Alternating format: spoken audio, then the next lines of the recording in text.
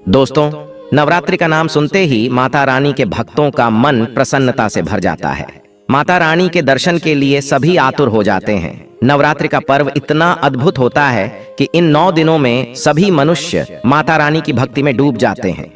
नवरात्रि के 9 दिन में माता रानी के अलग अलग रूपों की पूजा आराधना की जाती है। नवरात्रि में माता रानी को प्रसन्न करने के लिए तरह तरह के उपाय किए जाते हैं। कुछ लोग माता रानी के लिए व्रत एवं उपवास रखते हैं, दान धर्म करते हैं। वहीं कुछ लोग माता रानी के लिए यज्ञ तथा हवन करते हैं। कुछ लोग अपने पैर के वाहनों का त्याग करते हैं, अर्थात अपनी मनोकामना की पूर्ति के लिए जूते चप्पल आदि का 9 दिनों तक त्याग करते हैं। ऐसे कई प्रकार के कार्य होते हैं जिन्हें करके हम माता रानी के प्रति अपनी श्रद्धा प्रकट कर सकते हैं।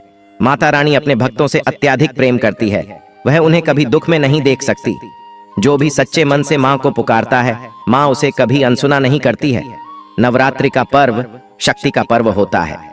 इन 9 दिनों के दौरान आप व्रत का पालन करके माँ दुर्गा से जो कुछ भी मांगते हैं, माता रानी वह सब कुछ आपको प्रदान करती है। माता के द्वार पर आने वाला कोई भी याचक खाली हाथ नहीं जाता है। बस मन में केवल माता रानी के प्रति श्रद्धा होनी चाहिए। इस नवरात्रि पर आपके सारे दुख कष्टों को दूर करेंगे। जो भी उपाय आप करेंगे शीघ्र फल देंगे। दोस्तों, सच्चे हृदय से कमेंट बॉक्स में लिख देना जय माता। आज के वीडियो का जो विषय है वह बहुत ही ज्ञानवर्धक और सुंदर विषय है। नवरात्रों में चाहे कुछ भी कर लेना, लेकिन यह कार्य जरूर कर लेना। बिन पूजा के ही सारा फल मिल जाता है। आप चाहे कुछ करें या ना करें, लेकिन नवरात्रों में यह एक कार्य जरूर कर लेना। मैं माता रानी का सौगंध खाता हूँ, माता लक्ष्मी खुद आपके घर चलकर आएंगी। आगे आपकी मर्जी। दोस्तों, नवरात्रि में बिना व्रत बिना पाठ कर आपको संपूर्ण नवरात्रि का फल मिल जाएगा। यह वीडियो ध्यान से देखना। अगर आपने व्रत नहीं रखा है कोई बात नहीं, आपको परेशान नहीं होना है, क्योंकि कभी कभी हम काम के चलते या कोई ऑफिस वर्क होता है या कभी कभी हमें ऐसे कई सारे कामों में फंस जाते हैं जिस कारण हम माता रानी को नवरात्रों में टाइम नहीं दे पाते। तो आपको परेशान नहीं होना है। अगर आपने व्रत नहीं रखा है कोई बात नहीं, नहीं कर रहे हैं नवरात्रि में कोई बात नहीं। दोस्तों, बस एक काम आपको कर लेना है। नवरात्रि में जितने भी लोग पूजा पाठ करते हैं उससे भी आपको अधिक बढ़कर के फल प्राप्त होगा। तो यह वीडियो ध्यान से देखना। आज की जो मैं वीडियो बताऊंगा बहुत ही सुंदर है, ज्ञानवर्धक जानकारी है। इस प्रकार की जानकारी आप लाखों रुपए खर्च करेंगे फिर भी कोई नहीं बताने वाला। हमारे चैनल का मकसद है जनहित एवं जन कल्याण करना, इसलिए आप लोगों को इस प्रकार की अच्छी अच्छी जानकारी सिखाते हैं। तो आइए इस वीडियो में जानते हैं नवरात्रि में ऐसा कौन सा कार्य करने से बिना व्रत बिना पूजा या फिर बिना कन्या भोजन के सारे फल की प्राप्ति हो जाती है। मैं प्रामाणिक जानकारी बताऊंगा। जो जानकारी बताऊंगा शास्त्रों के अनुसार लिखी हुई जानकारी बताऊंगा। और अगर आप भी माता रानी के सच्चे भक्त हैं, माता रानी को मानते हैं, माता रानी के प्रति आपकी आस्था है, माता रानी के प्रति आपका विश्वास है, तो आप कमेंट बॉक्स में जय माता दी जरूर लिखना। इस वीडियो को लाइक करके चैनल को सब्सक्राइब जरूर करना। और हाँ, कमेंट बॉक्स में अपनी राशि भी डाल देना। यदि आपकी राशि के अनुसार आपके लिए कोई उपाय होगा तो वह हम आकर कमेंट बॉक्स में रिप्लाई करके बता देंगे। तो चलिए शुरू करते हैं आज के इस ज्ञानवर्धक वीडियो को। शास्त्रों में नवरात्रि के दौरान देवी दुर्गा को प्रसन्न करने के लिए कुछ विशेष उपाय बताए गए हैं।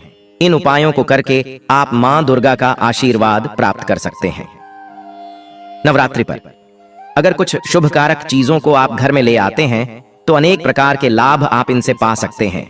आपकी धन की समस्या हो, नौकरी कारोबार की समस्या हो, घर के क्लेश दूर करने हो, बच्चों की पढ़ाई लिखाई की समस्या हो, हर समस्या का समाधान पा सकते हैं। अलग अलग कामनाओं की पूर्ति के लिए अलग अलग चीजें बताई गई हैं। तो वीडियो को आखिर तक जरूर देखें और कमेंट बॉक्स में जय माता दी जरूर लिखें।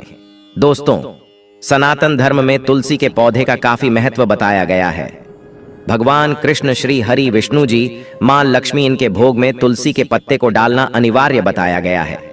मान्यताओं के अनुसार नवरात्रि में तुलसी का पौधा घर लाकर अगर उसे रोपा जाए और नित्य पूजा की जाए तो उसे घर में खुशहाली आती है। इसी तरह शंख पुष्पी को भी शास्त्रों में शुभकारी पौधा बताया गया है। कहा जाता है कि अगर नवरात्रि के दौरान कभी भी शंख पुष्पी की जड़ को लाकर चांदी की डिब्बी में भरकर धन रखने वाले स्थान पर रखा जाए तो धन वैभव में बढ़ोतरी होती है, घर में बरकत आती है। दोस्तों, जो लोग विदेश यात्रा करना चाहते हैं या फिर कामकाज हेतु वहां जाकर बसना चाहते हैं, कोई तीर्थों की यात्रा करना चाहता है, 4 धाम की यात्रा करना चाहता है, लेकिन संभव नहीं हो पा रहा, तो आप नवरात्रि में घर में ध्वजा खरीद कर लाए, इसे मां दुर्गा को अर्पित करें और फिर नवमी के दिन इसे किसी भी देवी के मंदिर में जाकर लगा दें या मंदिर में अर्पित कर दें। मां से मनोकामना की पूर्ति की प्रार्थना करें, आपके यात्रा के योग्य बनेंगे और यात्रा मंगलमय हो जाएगी। जीवन में हर समस्या का मूल कारण ढूंढें तो कहीं ना कहीं पैसे पर आकर रुक जाता है। घूम फिरकर बात वहीं धन पर आ जाती है। तो धनवान बनने के लिए क्या करें? अगर आर्थिक परेशानियों से मुक्ति पाना चाहते हैं तो नवरात्रि में चांदी की कोई भी वस्तु लाकर देवी मां को अर्पित कर दें। फिर विजयदशमी के दिन उसे गंगा जल से स्नान कराएं और लाल वस्त्र में लपेटकर उसमें 5 चावल, 5 गोमती चक्र और 5 गौरी डालकर इसे घर की तिजोरी में रख दें। इससे धन आगमन के नए स्रोत बनेंगे। यकीन मानिए, इस उपाय से व्यक्ति रंक से राजा बन सकता है। दोस्तों, जीवन में धन से भी ज्यादा मूल्यवान होता है आरोग्य। अच्छी सेहत अगर पाना चाहते हैं, रोग दोषों से मुक्ति पाना चाहते हैं, तो नवरात्रि के किसी भी दिन घर में गाय का शुद्ध देसी घी का मां के समक्ष दीपक जलाएं और माता रानी के बीज मंत्र का जाप करें। मंत्र है ओम ऐं रहीम क्लेम चामुंडा बिछे। इस मंत्र के जाप से आपको निरोग जीवन की प्राप्ति होगी। दोस्तों, और एक चीज हर कोई चाहता है, वह है खुद का घर, छोटा हो या बड़ा, लेकिन अपने घर में हर किसी को सुकून मिलता है। तो अगर आप खुद का घर बनाना चाहते हैं तो छोटा सा घर खरीद कर लाए। मिट्टी का छोटा सा घर आप खुद भी बना सकते हैं। इसे आपको मां दुर्गा को अर्पित करना है। नवरात्र समाप्त होते होते आप कामयाबी की राह पर चलते नजर आएंगे। जल्द ही आप अपने घर के मालिक बन जाएंगे। निश्चित आपकी मनोकामना की पूर्ति होगी। दोस्तों, नौकरी में पदोन्नति या वेतन वृद्धि चाहते हो तो नवरात्रि में 3 नारियल घर में लाएं और नवमी के दिन इसे मंदिर में ले जाकर मनोकामना को बोलते हुए मां दुर्गा को चढ़ाकर के आए। मां दुर्गा आपकी मनोकामना पूर्ण करेंगी। दोस्तों, हर कोई चाहता है कि लोग उन्हें पसंद करें, उनकी बात माने, वशीभूत हो जाए। तो अगर आप आकर्षण बढ़ाना चाहते हैं तो नवरात्रि में स्फटिक की 108 मनकों वाली माला लेकर मां के सामने पीला वस्त्र बिछाकर उस पर स्फटिक की माला रख दें। उस पर केसर और इत्र छिड़क कर माला का पूजन करें। माला को धूप दीप दिखाकर ओम रैंप वॉक वादिनी भगवती कार्य सिद्धि कुरु कुरु स्वाहा इस मंत्र का 21 बार जाप करें। आपके आत्मविश्वास में चमत्कारी रूप से वृद्धि होगी। हर कोई आपको पसंद करने लगेगा। दोस्तों, अपार धन संपदा पाना चाहते हैं तो नवरात्रि के दिनों में 9 किन्नरों के पास से आप 1-1 रुपए का सिक्का ले लें। फिर इन्हें गंगा जल से स्नान कराकर अपनी तिजोरी या पर्स में रखें। आपके घर में पैसों की कभी कमी नहीं होगी। जरूरत है बढ़ती जाएंगी, वैसे धन आगमन भी बढ़ता जाएगा। दोस्तों, नवरात्रि में मौली धागा खरीद कर घर ले आए। फिर मनोकामनाओं को बोलते हुए दुर्गा का अध्ययन करते हुए इसमें 9 गांठें लगाएं। फिर इसे मां दुर्गा को अर्पित कर दें। इस एक उपाय से आपके 9 प्रकार की कामनाएं पूर्ण हो जाएंगी।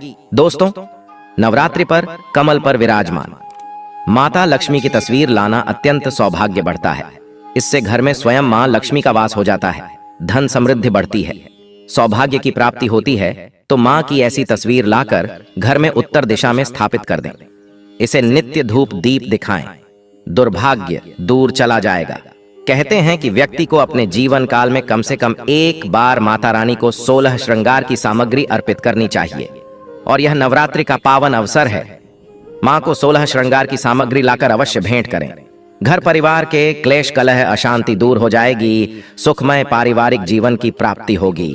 कितने भी बड़े झगड़े घर परिवार में हो, कोर्ट कचहरी तक चाहे पहुंच गए हों, बिखरने की राह पर हो, तो यह उपाय जरूर करें।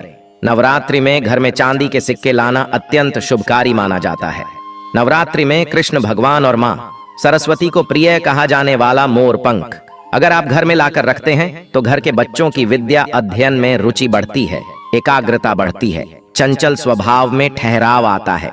मोर पंख घर से नकारात्मक ऊर्जा को दूर करने का काम करता है, वास्तु दोष को ठीक करता है। दोस्तों, शास्त्रों में केले के पेड़ को कल्याणकारी माना जाता है। सीधे विष्णु जी और मां लक्ष्मी से इसका संबंध है। नवरात्रि के समय केले का पौधा लाकर अपने घर परिसर में लगाते हैं और नित्य पूजन करके जल चढ़ाते हैं तो आपको धनवान बनने से कोई नहीं रोक पाएगा। दोस्तों, वास्तु के अनुसार भी कुछ ऐसी चीजें बताई गई हैं जिन्हें घर में रखने से खुशहाली आती है। ऐसी वस्तुओं को नवरात्रि के पावन समय पर घर में लाकर रखते हैं तो दुगने शुभ फलों की प्राप्ति होती है। दोस्तों, चांदी का कछुआ घर में लाकर के स्थापित करने से घर में सुख शांति और संपन्नता आती है। दोस्तों, नवरात्रि में चांदी का कमल लाकर घर में रखते हैं, मां के साथ इसका पूजन करते हैं और विजयादशमी के दिन इसे तिजोरी में रखते हैं तो कमल की जितनी पंखुड़ियां होती हैं उतने धन आगमन के रास्ते बन जाते हैं।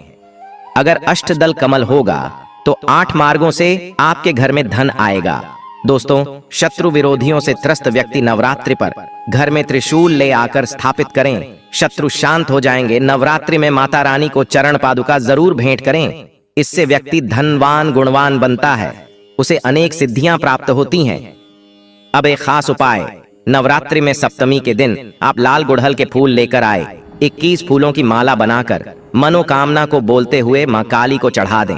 आपकी मनोकामना 100% पूरी होगी। बिल्कुल आजमाया हुआ सटीक प्रभावशाली उपाय है दोस्तों। इनमें से कोई भी उपाय पूरे श्रद्धा भाव से करें, जीवन की हर परेशानी से आप छुटकारा पा सकते हैं। अपना भाग्य चमकाने के लिए, किस्मत के दरवाजे खोलने के लिए नवरात्रि में यह उपाय अवश्य करें। नवरात्रि में माता रानी का व्रत और पूजन किया जाता है, लेकिन नवरात्रि के दौरान सबसे ज्यादा महत्व होता है कन्या पूजन का दोस्तों माना जाता है। व्रत और उपासना से माता रानी इतना पसंद नहीं होती है जितना कि कन्या पूजन से होती है। नवरात्रि में छोटी छोटी कन्याओं को माता रानी का स्वरूप माना जाता है। कन्याओं को भोग लगाया जाता है, उन्हें प्रसन्न किया जाता है और बदले में आशीर्वाद मांगा जाता है। कन्याओं को प्रसन्न करने के लिए गिफ्ट आदि उपहार वगैरह दिए जाते हैं। माना जाता है अगर कन्याओं को कोई भेंट दी जाए और उसे खुशी खुशी स्वीकार कर ली तो इसका मतलब है माता रानी अर्थात माता वैष्णो ने भेंट स्वीकार कर ली।